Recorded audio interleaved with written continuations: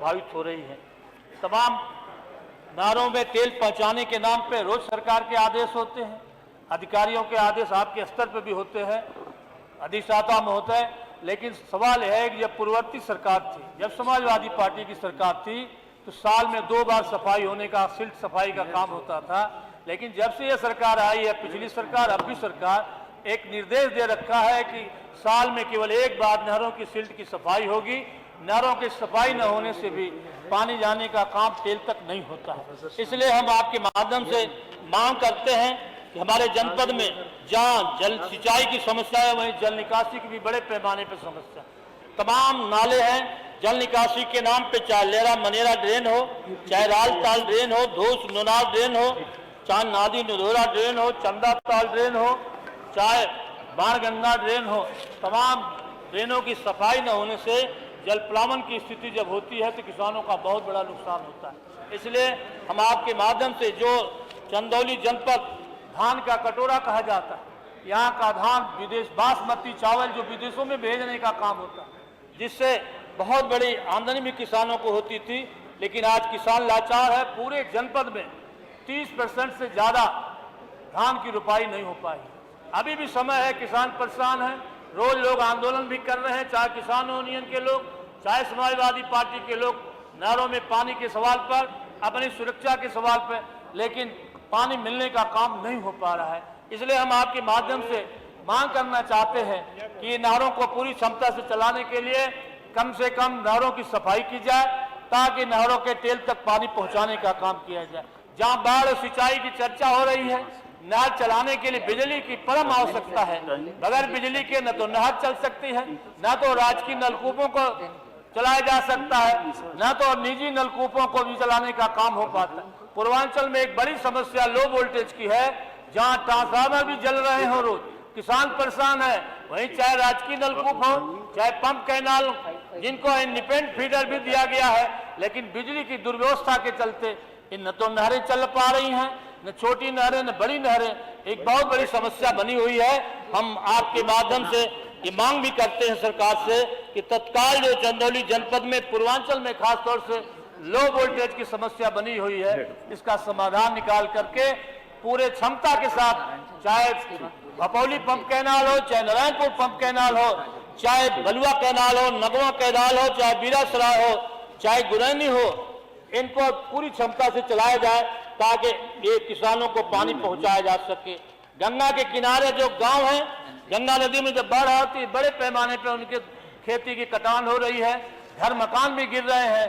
हम चाहेंगे कि सरकार, आपके माध्यम से सरकार इन तमाम गंगा के किनारे के गांवों का सर्वे कराए। जिन किसानों की जमीन गंगा कटान से गंगा में विलीन हो रही है, उनके रोकने के लिए भी कोई योजना चला के उपाय करने का काम करें। मैं अधिष्ठाता महोदय, इसलिए आपके इस गंभीर विषय पर चर्चा करने का मौका दिया, मैं धन्यवाद देता हूं। ये मांग करता हूं कि चंदौली जनपद में जो धान का कटोरा कहा जाता है, आज किसानों के हित में, वहां के जनता के हित में नहरों को पूरी क्षमता से चलाया जाए, बिजली की समस्या को दूर किया जाए। यदि इतना हो पाएगा तभी किसान को पानी मिलने का काम होगा। तो मैं अपनी बातों को विराम देना चाहता हूं। इस उम्मीद के साथ जरूर इस बजट चर्चा के बाद माननीय मंत्री जी बैठे हैं, हम लोगों के बगल के जिले के रहने वाले भी, हम लोगों ने इनसे भी कई बार कहा, इनको भी सारी समस्या से हम लोगों ने अवगत कराने का काम किया। माननीय मंत्री जी से भी हम चाहेंगे कि जनपद चंदौली पे आप विशेष रूप से ध्यान देते हुए नहरों को पूरी क्षमता से, नलकूपों को पूरी क्षमता से, बिजली मंत्री भी बैठे हैं, हम उनसे भी अपेक्षा करेंगे जो लो वोल्टेज की समस्या हमारे पूर्वांचल में है, खास तौर से जनपद चंदौली में न नहर चल पा रही है, ना तो कैनाल चल पा रहे हैं, न ट्यूबवेल चल रहा है, न निजी ट्यूबवेल चल के समस्याओं का समाधान करें, किसानों को पूरी क्षमता से उनके तेल तक पहुंचाने का काम करें। बहुत बहुत धन्यवाद।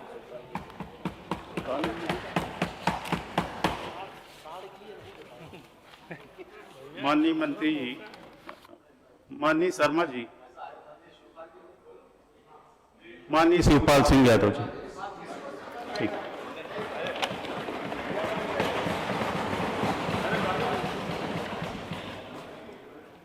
माननीय अधिष्ठाता महोदय, आपने बाढ़ और सूखा पर बोलने का अवसर दिया, इसके लिए मैं आपको धन्यवाद देता हूँ।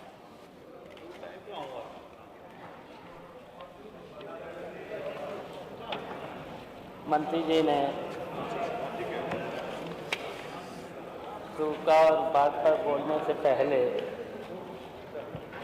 उन्होंने जिक्र किया था कि उत्तर प्रदेश में लगभग 74,900 वर्ग किलोमीटर नहरें हैं और इसमें ये भी कहा था कि 4,629 किलोमीटर मुख्य नहरें, 7,483 मुख्य शाखाएं हैं, ये भी बताया था। 23,627 रजवा हैं, 38,187 अल्पकाएं हैं।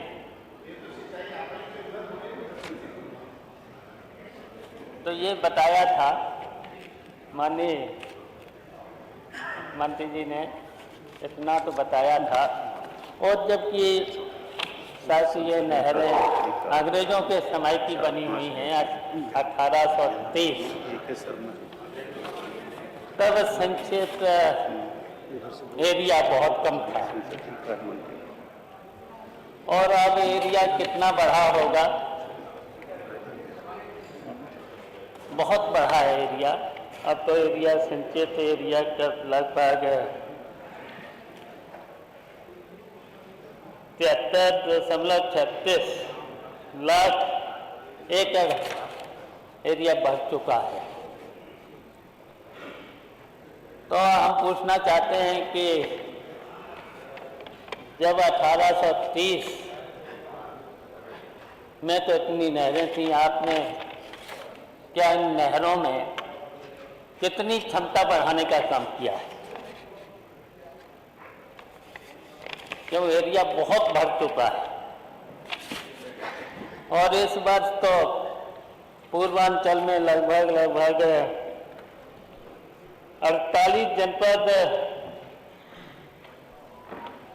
तो बाढ़ प्रभावित हैं और 23 संवेदनशील हैं और 11 अति संवेदनशील हैं। जो पश्चिम में जो हालत है, ये तो बाढ़ से ग्रसित हैं जिले हैं। और इधर पूर्वांचल में सूखा से हम तो अभी दौरा भी किया था, प्रतापगढ़, जौनपुर, मऊ और बलिया और आजमगढ़। जो भी धान की फसल लग गई है, पूरी लागत भी लग चुकी है। खाद पानी जैसे भी उन्होंने अपने ट्यूबवेल से, अपने साधनों से जैसे भी रुपाई कर सके हैं, लेकिन अब उसमें पानी नहीं है, पूरी लागत लग चुकी है। बिजली की टिपिंग तो इतनी है, पहले तो बिजली आपने कहा था कि जिलों में हम 24 घंटे बिजली और तहसील स्तर पर 22 घंटे बिजली। इतना तो आपने यहाँ पर डिक्लेयर किया था, हाउस में आपने बताया था। लेकिन आज अगर देखा जाए तो जिलों में 24 घंटे बिजली नहीं जा रही है। हमने तो कई जिलों में देखा, हमने आजमगढ़ में कोई पूछा था, मऊ में भी, आपके जिले में भी पूछा था। 8 घंटे 10 घंटे से ज़्यादा बिजली मऊ जिले में भी नहीं जा रही है, आजमगढ़ में भी नहीं जा रही, बलिया में भी नहीं जा रही, जौनपुर में भी नहीं जा रही और गाजीपुर में भी नहीं जा रही है, सहारनपुर में भी नहीं जा रही। अभी बता रहे थे 24 घंटे बिजली, 24 घंटे नहीं। और हम पूछना चाह रहे हैं टिपिंग कितनी है। मैंने तो अपने जिले में भी देखा है और उधर हमने जौनपुर में भी देखा था, आजमगढ़ में भी, हम तो रुके भी थे। टिपिंग 1 घंटे में कम से कम 10-12 और यहाँ तक कि 20 बार टिपिंग हुई है। बताइए, किसान अगर ट्यूबवेल अपना निजी भी ट्यूबवेल चलाए तो 1 घंटे में अगर 10 बार टिपिंग हो जाएगी तो कितना पानी खेत में जाएगा, कैसे फसल बचेगी? तो ये तो हालत है। और कृषि मंत्री जी ने तो ऐसा बता दिया था कि कोई समस्या है ही नहीं, कोई समस्या नहीं, न बाढ़ की समस्या है न सूखे की समस्या है। और हम जानते हैं कि कई नदियां हैं जिनमें बाढ़ आती है। गंगा में भी बाढ़ है, यमुना में भी बाढ़ है, राम गंगा में भी बाढ़ है, गोमती में है, कुआनों में है, जो नेपाल से नदियां आती है, कुआना में है, शारदा में है, करनाली में है, राप्ती में है। तो यहाँ पर इन नदियों से आपने मतलब कितना प्रबंध किया है, कितने तटबंध बनाए हैं? मुझे तो लग रहा है कि आपने इस वर्ष तो एक भी तटबंध नहीं बनाया। बताइए, अगर बताया है तो बताओ। और हम जानना चाहते हैं, आपने कहा कि पूरा पानी का प्रबंध, मैं पूछना चाहते हैं कि रोस्टर तो अब मंत्री जी समझ ही गए होंगे।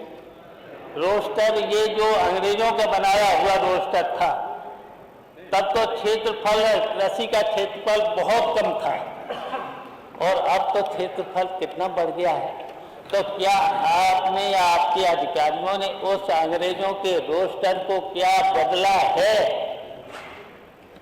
नहीं बदला। अगर आपने रोस्टर बदल दिया होता तो नहरों में पानी चल के रह जाता। और नहरों में पानी, हम पूछना चाहते हैं अभी, क्या नहरों में पानी चल रहा है? हम पूर्वांचल के लोगों से पूछना चाह रहे हैं। मैंने तो स्वयं देखा है, पूर्वांचल की किसी भी नहर में पानी नहीं चल रहा। और अगर आपने मेरी तरह से अगर साल में 2 बार अगर नहरों की सफाई करी होती तो ऐसा सूखा से बहुत राहत मिल गई होती।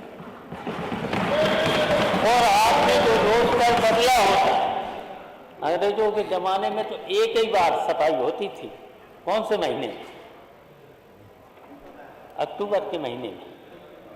अक्टूबर के महीने में, अब अक्टूबर के महीने में सफाई नहीं हुई है। आपके समय में मैंने देखा, वैसे तो सितंबर के लास्ट में और अक्टूबर के महीने में नहरों की सफाई हो जानी चाहिए था। पिछले साल नहीं हुई और मैंने तो करा दी थी अप्रैल और मई के महीने में, हम जानते थे।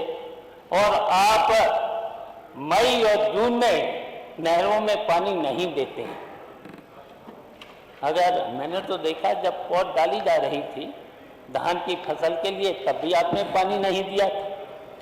किसी तरीके से किसानों ने अपने निजी साधनों से पौध लगा भी ली है, रुपाई भी कर ली है।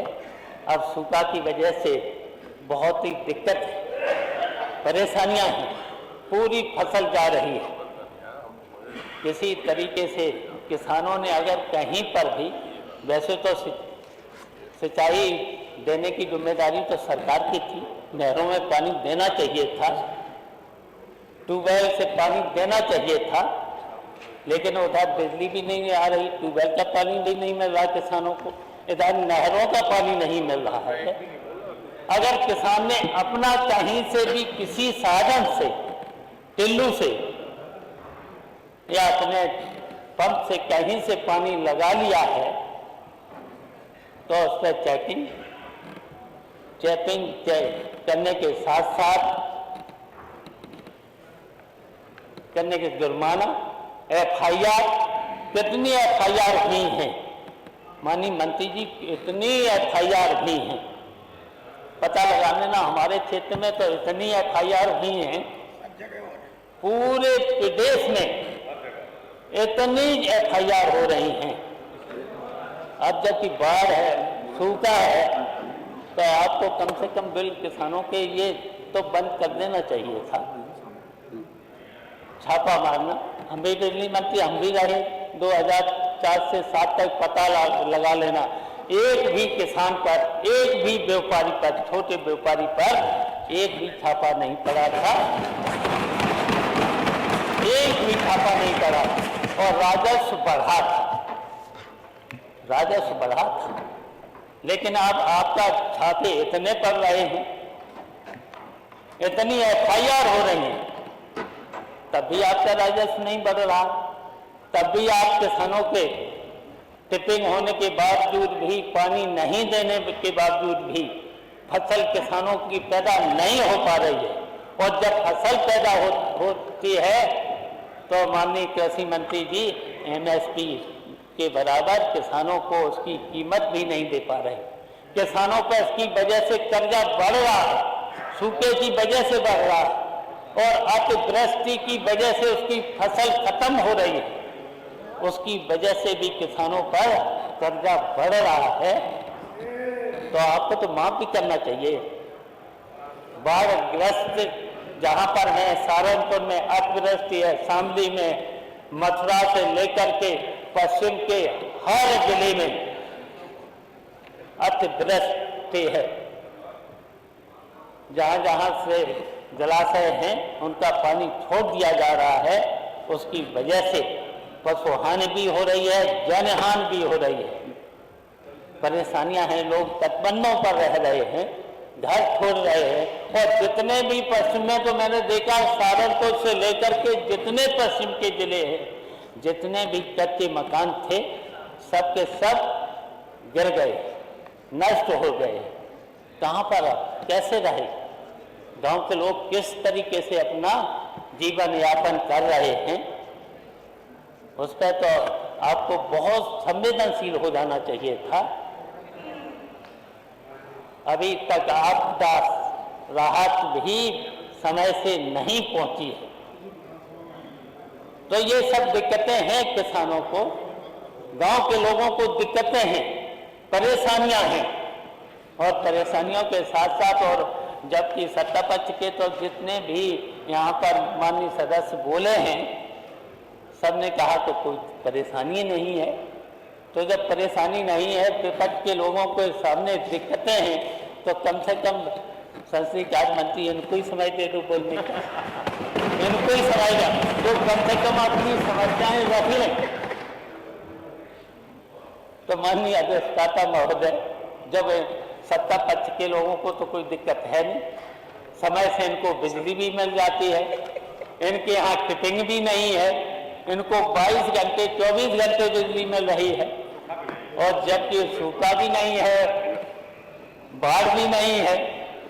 और पूरा कृषि मंत्री जी ने तो बता दिया कि कोई सब इतनी सुविधाएं किसानों को दे दी हैं कि पूरे उत्तर प्रदेश में किसान को कोई परेशानी है ही नहीं। और जब खाद की DAP की खाद पिछले वर्ष कहीं पर भी नहीं मिली थी, कहीं पर भी नहीं मिली थी, पिछली बार नहीं मिली थी, मान लीजिए। और फिर नहीं, मैं बोल रहा हूं कि फिर नहीं आप दे पाएंगे DAP खाद, हम जानते हैं कि नहीं दे पाएंगे आप। लेकिन आपको सरकार के जो अधिकारी हैं, और यहाँ तक कि मैं अगर आपके जो कोऑपरेटिव के प्रमुख सचिव हैं, किसी का फोन नहीं उठाते हैं। अगर कहीं पर भी समस्या है, माननीय अध्यक्ष जी प्रमुख सचिव कोऑपरेटिव के हैं, किसी का फोन नहीं उठाते। इन्हें उठाना पड़ेगा, कल बोल दिया उसके ऊपर।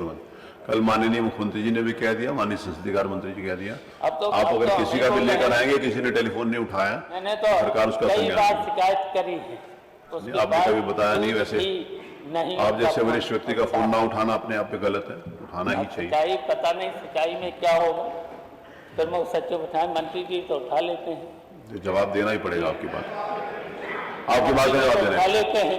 माननीय प्रमुख सचिव, अधिकांश प्रमुख सचिव, काफी हो गया 15 मिनट हो गए सर, बोले आइए। माननीय नहीं उठाते हैं तो कम से कम फोन उठा लें, बात कर लें। अध्यक्ष जी, माननीय माननीय संसदीय कार्य मंत्री। माननीय संसदीय आपने 2 घंटे की चर्चा हो गया की थी। इसीलिए आप बोले 2 घंटे हो गए। मेरा अनुरोध यह है कि कल ये चर्चा जारी रखें। नहीं क्योंकि अभी हमारे माननीय मंत्रियों जी को जवाब भी देना है। माननीय स्वतंत्र देव जी हैं, माननीय ऊर्जा मंत्री हैं और कल माननीय मुख्यमंत्री जी भी और दलीय नेता भी हैं। तो कल अगर चर्चा जारी रखें तो मान्यवर बाकी लोग भी चर्चा जारी रखेंगे, लेकिन चर्चा जारी को रहेगा। देखकर उसका समय निर्धारित करेंगे। क्योंकि लेकिन पहले से- मान्यवर शिवपाल जी जो बात कह रहे थे कि अगर गंभीरता न समझते तो ये चर्चा सरकार की तरफ से आई है। सरकार ने ही इसके महत्व को समझा और इसीलिए चर्चा विधानसभा में करवाई। माननीय शाही जी ने इसीलिए चर्चा प्रारंभ की। इसकी गंभीरता तो है, अपनी जगह आवश्यकता भी है।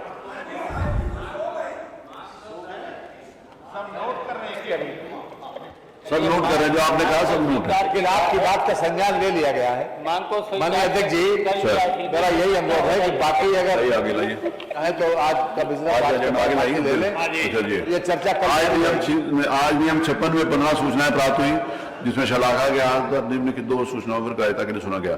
पहली सूचना श्री राकेश प्रताप सिंह, श्री शाहिद मंजूर, श्री पंकज मलिक, प्रदेश में साइबर ठगी के जरिए बेरोजगार युवकों को नौकरी दिलाने के नाम पर लगातार हो रही ठगी के संबंध में। कौन बोलेगा? बोलिए फिर, राकेश जी। 56। माननीय अध्यक्ष जी, अति महत्वपूर्ण विषय पे आपने हमें बोलने का अवसर प्रदान किया, इसके लिए आपका आभार। माननीय अध्यक्ष जी, इस समय पूरे उत्तर प्रदेश में बेरोजगार नौजवान साइबर ठगी का शिकार हो रहे हैं, दलालों द्वारा ठगे जा रहे हैं। कुछ प्रदेश की संस्थाओं के माध्यम से का नाम लेके और कुछ सेंट्रल की संस्थाओं का नाम लेके। माननीय अध्यक्ष जी, मैं उदाहरण के तौर पे दूंगा और सरकार को बधाई भी दूंगा कि समय समय पे सरकार ने काम भी किया है, लोगों को जेल भी भेजा है, मुकदमे भी लिखे हैं। लेकिन अगर उसी पे सरकार पूरी तरह से विषय की गंभीरता को लेते हुए संपूर्ण कार्रवाई कर देती तो ये लोग ठगने से बच जाते, लोग लूटने से बच जाते, लोगों का परिवार बर्बाद होने से